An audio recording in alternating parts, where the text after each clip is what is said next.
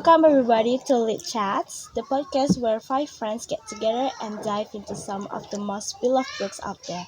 I am Nayyara and I'm with Imelda. Hello. Farah. Hello. Abdul. Hi. And Savira. Hello. Hey everyone, super excited about today pick it a classic. And I think we all find it pretty special in our own ways. Yeah. Absolutely, The Little Prince by Antoine de Saint-Exupéry. It was published in 943, but it's very so timeless, right?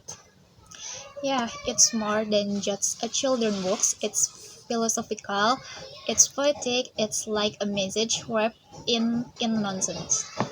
I was really struck by how much did in there so much about life, love, and human nature. Take it to task for facts. So let this in. Let's start with a brief summary to set the stage for folks who might not have read it yet. I take a step. The Little Prince follows a young prince who travels from planet to planet, meeting various inhabitants. Through these encounters, the prince explores themes of loneliness, friendship, love, and loss. And the story is narrated by a pilot and a theater who cruise in the Sahara Desert and meet the prince. The narrator shares his memory and what they learn from the prince, stories and insight. Right, and the prince comes from a tiny asteroid called B612, which he climbed carefully every day, where he cared for a rose of a very special rose, but also a source of some confusion and pain. That rose really symbolizes love and vulnerability for me. The prince's relationship with the rose teach us about responsibility and the complexion of affection. It's not just admiration.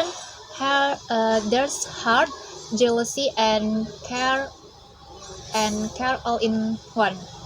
Yes, and the Prince Junior, the other famous intuition in the character like the King, Van Man, Van the Doctor, and the businessman. Each one reception woman takes the other critic of the Prince innocent age. So, what did you all think about the theme Saint-Exupéry was weaving?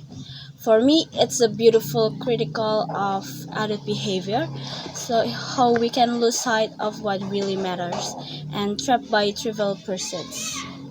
Totally. The line that stuck with me was, "What is essential is invisible to the eye." It's a powerful reminder to look beyond appreciation and focus on what truly counts.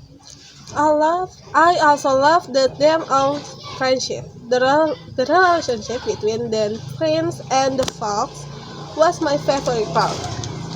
The fox teaches the prince about taming and being tamed, which is really about forming meaningful bonds. The fox lesson on to you, you'll be unique in the world. Really resonates. It's about how relationships shape our world and give things value. And the ending without spoiling too much in the bittersweet.